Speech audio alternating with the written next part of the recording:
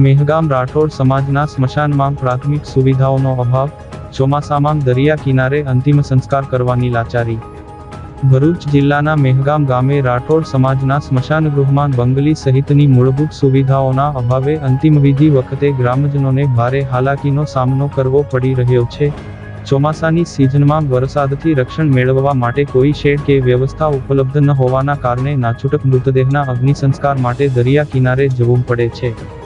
સ્થાનિકોમાં આ બાબતે રોષ પ્રસરેલો છે અને તેઓ આક્ષેપ કરી રહ્યા છે કે અન્ય સમાજના સ્મશાનગૃહોમાં તમામ સુવિધાઓ વિકસાવવામાં આવી છે, જ્યારે રાઠોડ સમાજના સ્મશાનની સતત ઉપેક્ષા થઈ રહી છે।